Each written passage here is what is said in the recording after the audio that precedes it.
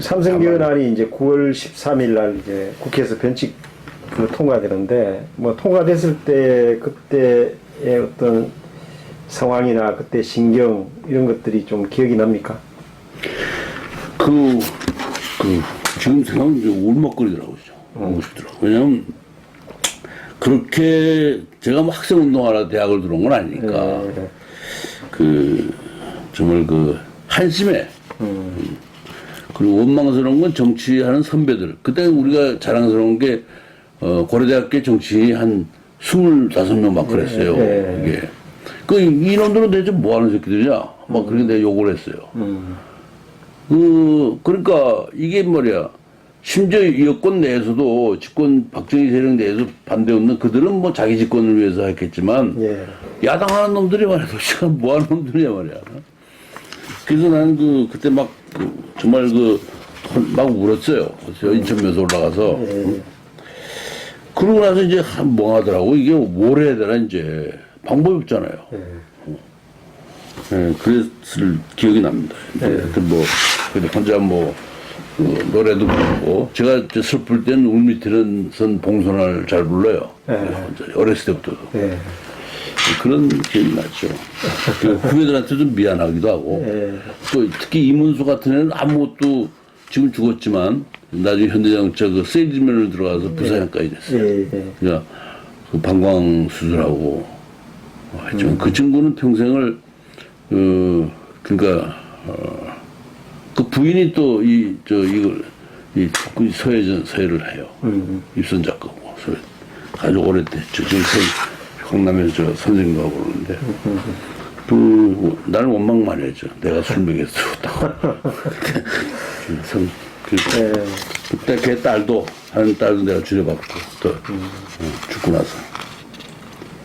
그 뒤에 이제 삼성개헌안이 이제 국회 통과된 뒤에 그 위원회는 이렇게 특별한 대책이나 활동 삼성개헌 통과되고 나서는 다 바로 결연 반대 운동을 시작합니다. 왜냐하면 그건 이미 우리가 준비를 했어요. 그러면 다음에 생각하는 게 그 당시 이슈가 전국 학교 훈련이에요. 학교 훈련을 학교 속에 집어넣는다는 것은 다르게 말하면 학생의 입과 행동, 발걸음을 막고 모든 생각을 막는 거거든요. 그럼 동원되는 거니까 까르투시 해가지고 또 장교하고 학교는 교련하고 그럼 군국주의화 되는 거죠. 그런 상태로 가면 이 정권이 계속 되겠구나 생각. 결국은 유신까지 가는 거죠. 그래서 결연 반대 백서를 냅니다. 백서가 내는데 그 백서 운동은 그 다음에 최영주라든가 이런 친구들이 이제 같이 하죠. 유파들이 하면서 내고 나서 하니까 이제 학교에서 이제 난리가 나가지고 문교부에서 결연 장학관이 있어요. 준장 출신. 제가 지금 내려왔어요. 무슨 장군이라고 그러는데 이 사람이 내려와서 토론을 합니다. 학생창실에서. 저하고 이제. 그래서 약 한 1시간 반 동안 제가 그런 얘기를 하죠. 학교 결연을 하는 게 예산이 얼마냐? 그럼 그 예산 가지고 군 현대화를 해라. 제식 훈련 이런 건 우리도 받아봤지만 머리 나쁜 놈도 한 10분이면 다 된다. 앞으로가 뒤로가. 꼭 기라고 기고 그런 건데 총을 좀 총탄 훈련도 하는 것도 아니고 완전히 학교 결연 담당관 내려보내가지고 그것도 시스템이 있어요. 한 10명 내려와요. 그러면 이게 도대체 무슨 안 되냐. 그거 가지고 학교 군 현대화를 해라. 그때 그 사람은 어떻게 되는지 그 사람 수긍을 하더라고요. 당신 얘기 맞는데 그 얘기를 보고를 했어요. 그냥 잘렸어요.